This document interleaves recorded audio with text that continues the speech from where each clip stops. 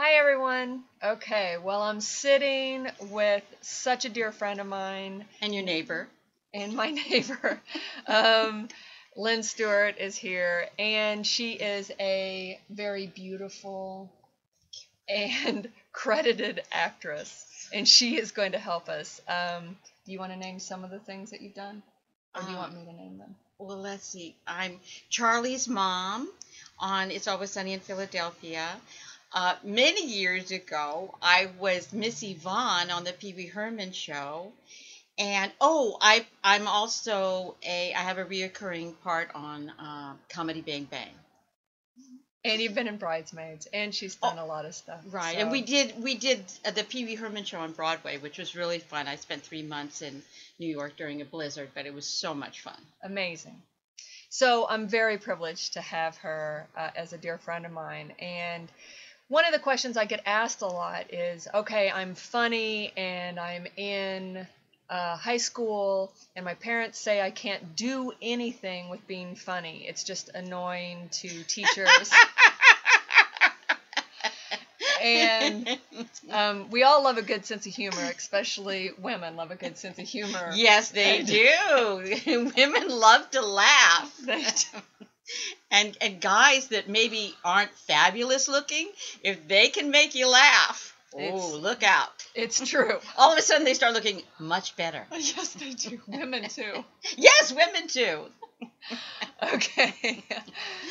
So, what can somebody do if they're in high school and they want to do something with being funny? What do you think they could do? Because Lynn is a character. Where do actress. I look? Where do I look to talk to the You people? look right okay, there. okay. What if they're in high school and they think Yeah. they're funny? Well, I would look for an improv group.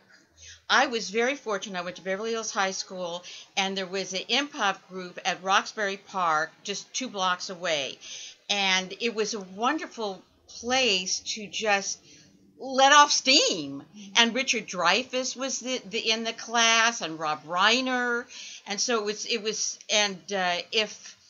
if we didn't have the class, we called him Ricky then. He'd be like, when's Rose Jane coming back? You know, he would just be all tense and upset because he couldn't go to class. And I realized, so it was wow. an outlet. Yes, it was an outlet. And I realized this guy's Yeah. going to be a star. I mean, because I was like, oh, Rose Jane's not having a class. I'll work on my pom-pom routine. But he really needed that outlet, really needed that class. So I love improv. I'm 60. I'm going to be 68, and I'm still going to workshops just because I love it so much. I don't think that I'm But not. you started when you were like 15. 15. I started, so. and I was really lucky to have that workshop. So that's what I would do. I would find a workshop, and also what I didn't have and my generation didn't have was the internet. And the internet is just invaluable. And also, like YouTube, you can do a scene with your friend and post it on YouTube and then look at it and say, is that funny? You can look, you can test yourself, and also if you're going to go into stand up, find clubs that have open mic nights, and many clubs have like a night for younger comedians, and work on your routines and just write things. If you see something funny at a bus stop or something, write it down. I can't, it's so, and I'm kind of like do as I say, not as I do, because I don't write things down enough. And you notice, like, really good writers, you go out to dinner with them, and they got a pad and pencil, and they're going, that's funny.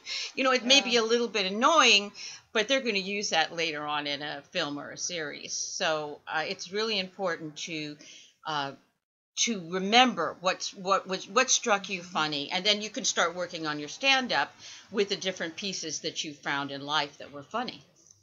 And I know from Lynn and with myself that being funny and making quirky jokes and acting immature at the appropriate times is a really big outlet, and it's an emotional release. And so being funny, having a good sense of humor, not being obnoxious, but being funny. Sometimes it's a borderline, though. Sometimes you can't tell. I would say like 92% of the time, I'm funny if I try to be funny, but the other time it's like, ooh, you said that, ooh, ouch, So That can happen. yeah, that can happen. But I'm the kind of person that will take that chance, and for that like 7% of